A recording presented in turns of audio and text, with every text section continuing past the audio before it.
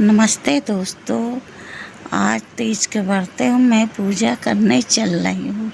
चलिए पूजा शुरू करते हैं। चलो पूजा शुरू करते हैं।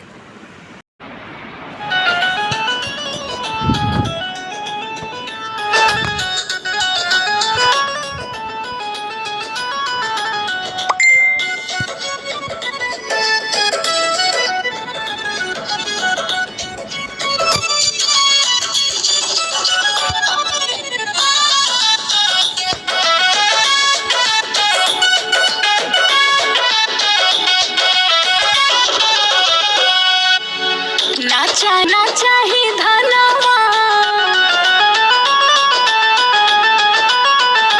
हाँ, नाचा ही सोना चांदी, नाचा ही धनवा, करी ले तीज बनल रहे सजनवा।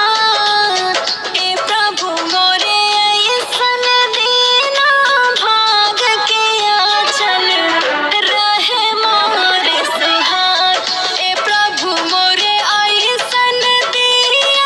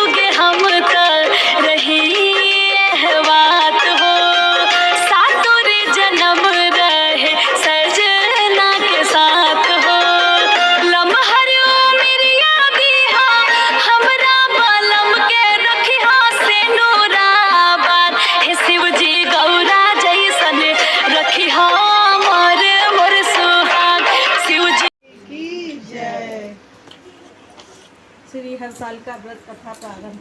श्री परम पावन भूमि कैलाश पर्वत पर विशाल वट वृक्ष के नीचे भगवान शिव पार्वती सभी गणों सहित बाघंबर पर विराजमान थे। बलवान वीरभद्र, भृंगी ऋषि, नंदी आदि अपने अपने पैरों पर सदा शिव के दरबार की शोभा बढ़ा रहे थे। गंधर्व गण, किन्नर, ऋषि हर भगवान की विविधा अनुष्ठुप। उसी सुअवसर पर महारानी पार्वती जी ने भगवान शिव से दोनों हाथ जोड़कर प्रश्न किया कि हे महेश्वर, में मेरे बड़े सौभाग्य हैं जो मैंने आप सरीखे अर्धांगी पति को वर्ण किया। क्या मैं जान सकती हूँ कि मैंने वह कौन सा पुण्य अर्जन किया है? आप अंतर्यामी हैं, मुझ दासी को वर्णन करके बताने की कृपा करें। महारानी पार्वती जी की ऐसी प्रार्थना सुनने पर शिव जी बोले, वरान ने तुमने अति उत्तम पुण्य का संग्रह किया है जिससे मुझे प्राप्त किया है। वह अति गुप्त व्रत है। तुम पर प्रकट करता हूँ। यह व्रत भाद्रपद मास की शुक्ल पक्ष की तीज को किया जाता है, जो हरतालिका व्रत के नाम से प्रसिद्ध है। जैसे तारागणों में चंद्रमा, 9 ग्रहों में सूर्य, वर्णों में ब्राह्मण, देवताओं में गंगा, पुराणों में महाभारत, वेदों में सोम, इंद्रियों में मन, वैसे सब व्रतों में यह व्रत श्रेष्ठ है। जो हरतालिका तीज हस्त नक्षत्र युक्त पड़े हुए है। और यह ऐसा सुनकर पार्वती जी ने कहा, हे महेश्वर, मैंने कब और कैसे यह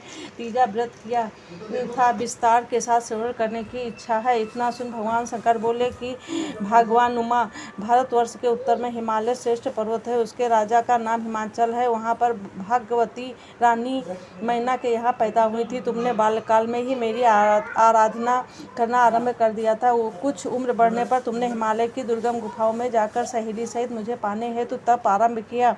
तुमने ग्रीष्म ऋतु में बाहर चट्टानों पर आसन लगाकर तप किया। वर्षा ऋतु में बाहर पानी में तप किया। हिम ऋतु में पानी में खड़े होकर मेरे ध्यान में संलग्न रही। इस प्रकार 6 ऋतुओं में तपस्या करने पर भी जब मेरे दर्शन न मिले, तब तुमने उल्होमुख होकर केवल वायु सेवन किया। फिर वृक्षों के सूखे पत्ते खाकर इस शरीर को स्थिर किया। ऐसी तपस्या में डूब देखकर महाराज हिमाचल को अति चिंता हुई और उन्होंने तुम्हारे विवाह हेतु चिंता करने लगे। शुभ अवसर पर देवर्षि नारद जी उपस्थित हुए। राजा ने अति हर्ष के साथ नारद जी का स्वागत पूजन किया। उपस्थित होने का कारण जानने की इच्छुक कहा, राजन, मुझे भगवान विष्णु ने भेजा। मैं चाहता हूँ कि आपकी सुंदर कन्या को योग्य वर प्राप्त हो, इसलिए वैकुंठ निवासी शेष शाहिया भगवान ने आपकी कन्या का वर्ण स्वीकार किया है। क्या आपको स्वीकार है? राजा हिमाचल ने कहा, महाराज, मेरा सौभाग्य है जो मेरी कन्या को विष्णु जी ने स्वीकार किया और मैं अवश्य उन्हें अपनी कन्या उमा का कन्यादान करूंगा। यह सुनिश्चित हो जाने पर नारद जी ने वैकुंठ पहुंचकर श्री विष्णु भगवान से पार्वती जी के विवाह का पूर्ण होना सुनाया। इधर महाराज हिमाचल ने वन में पहुंचकर पार्वती जी को भगवान विष्णु के साथ विवाह होने का निश्चय सुनाया। ऐसा सुनते ही पार्वती जी को महान दुख हुआ। उस दुख में तुम विह्वल होकर अपनी सखी के साथ पहुंचकर विलाप करने लगी। तुम्हारा विलाप देख सखी ने तुम्हारी इच्छा जानकर कहा, देवी, मैं तुम्हें ऐसी गुफा में तपस्या के लिए ले चलूंगी जहाँ महाराज हिमाचल तुम्हें ढूंढ भी ना सकेंगे। ऐसा कहकर सहेली उमा सहित हिमालय की गहन गुफा में विलीन हो गई।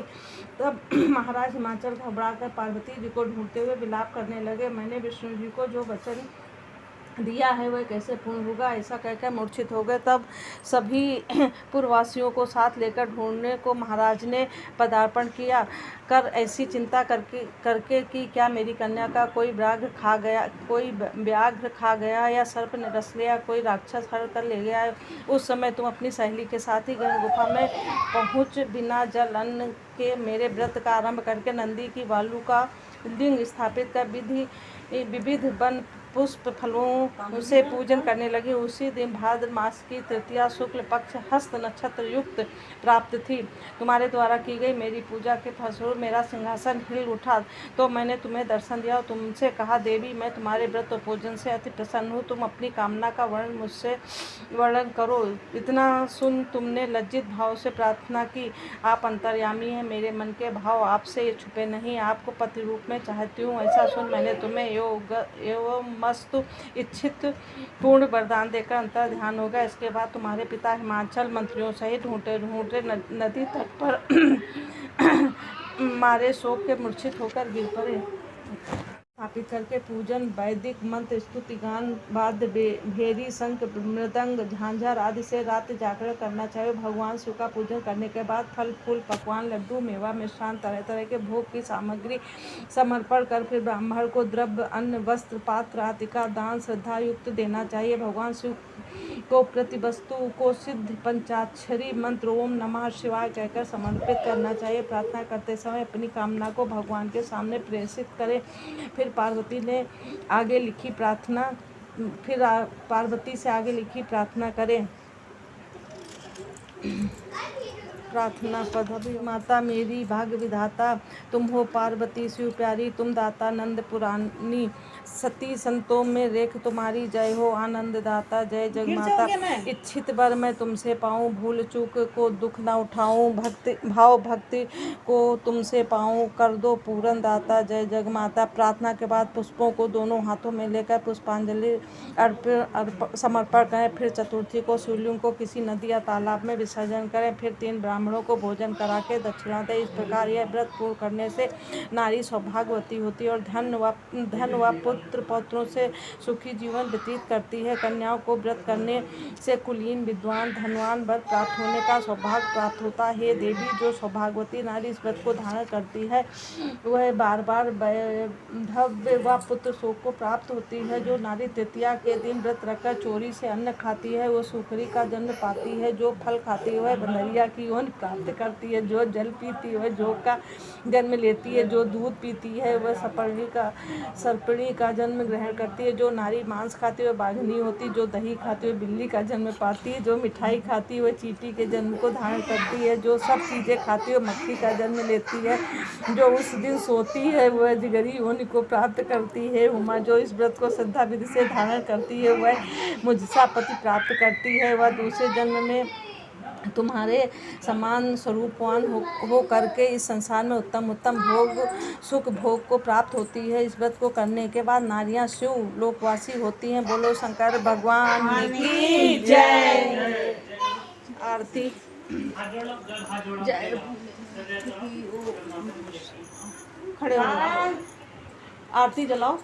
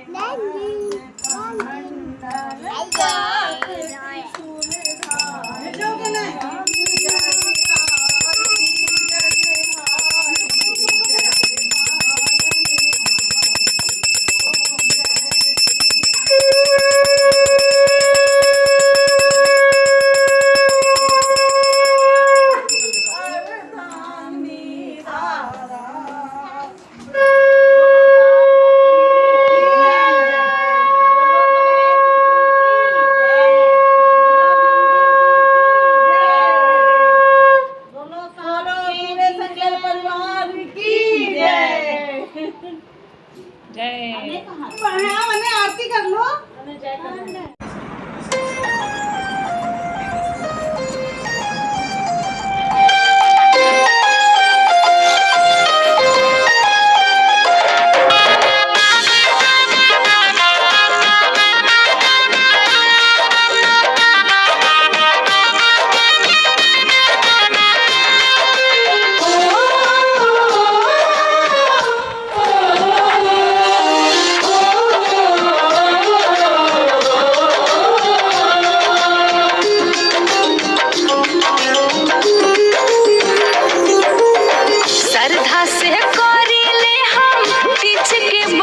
सुहगिया हो भोले बाबा श्रद्धा से करी ले हम तीज के बरतिया हो भोले बाबा तरक हो यो मारा सुहगिया हो भोले बाबा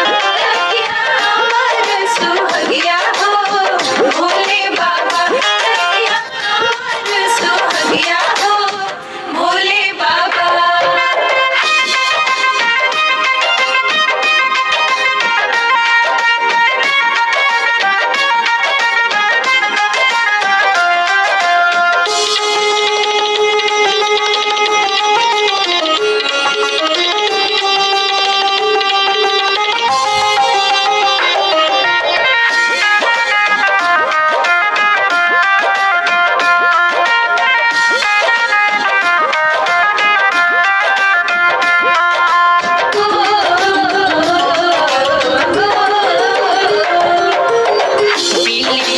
गंगा जल से करिले पूजनावा मांगिले बाबा बसय तने मगनावा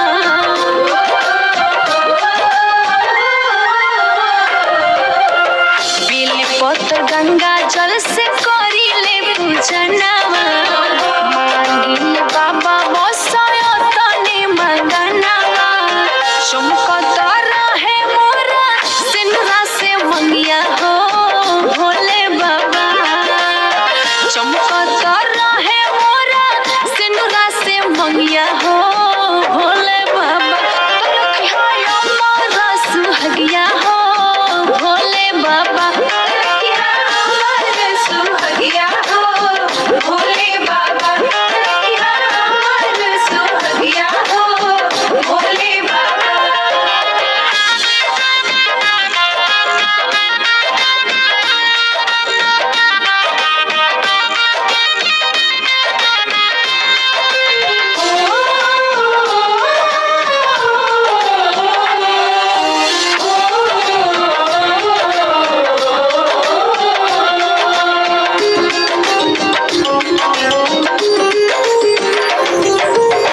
जन्मों जन्म ले बनल रहे हमनी के प्यार हो खुशिया से भरल रहे घर परिवार हो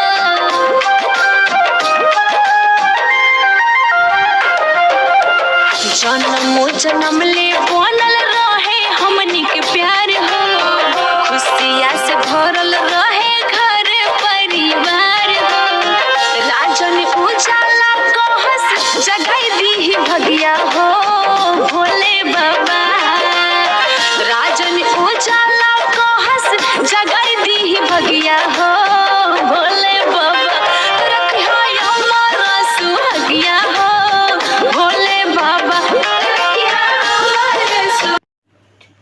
का करते अम्मा सुहाग मांग का करते गरीब पाटा बैठ का करते अमर सुहाग का करते गरीब पाटा बैठ का करते अमर सुहाग मांगे थे का करते गरीब पाटा बैठे थे का करते अमर सुहाग मांगे थे।